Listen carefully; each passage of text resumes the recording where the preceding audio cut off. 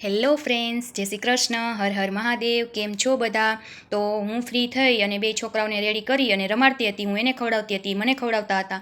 અને ફ્રી થાય તો બપોર જેવું થઈ જાય એટલે દીદીએ કરી નાખી રસોઈ અને ફેન્સી આવી એટલે એને જમવા દઈ દીધું. અને આજે વાડીએ ભાત મોકલવાનું હતું, ભાત પૂરી, અને હું પણ જમવા બેસી ગઈ. અને છોકરા રમતા હતા, પણ આ એક પોતાના દંડામાંથી એવી માથાકૂટ થઈ નથી, રીસાણા બેને એકને એક જોતો હતો. એટલે પછી હું પરમને સુડાવવા આવી ગઈ.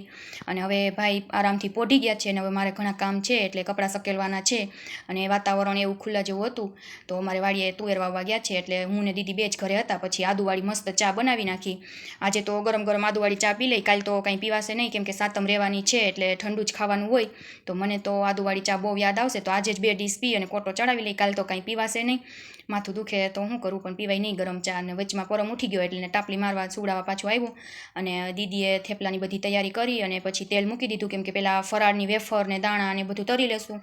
તો હવે વેફર તરાઈ ગઈ છે અને દાણા તરવા મૂકી દીધા છે. ત્યાં તો ભાઈ ઉઠ્યા અને બગડાટી કરતાં કરતાં આવ્યા.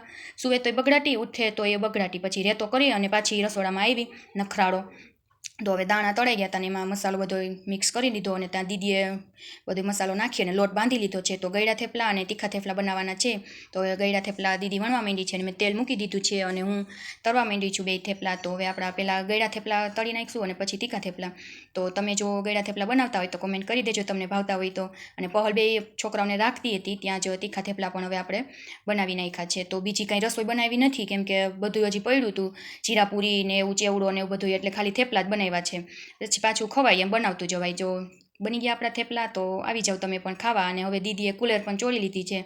તો ઘઉંના જાડા લોટમાં સવાયો લોટ રાખી અને તેમાં ગોળ એડ કરી અને પછી ચોળી લેવાનો. ગોળ બધું મિક્સ થાય ને પછી તેમાં ઘી નાખી અને પાછું બધું મિક્સ કરીને આ રીતના હાથેથી ચોળી લઈ. તમે કઈ રીતના કુલેર બનાવતા હોય તો કોમેન્ટ કરજો. અમે તો આ રીતના સીતડામાંની કુલેર ધરીએ છીએ. તો ચલો, વિડીયો ગમે તો લાઈક કોમેન્ટ કરી દેજો. Thank you.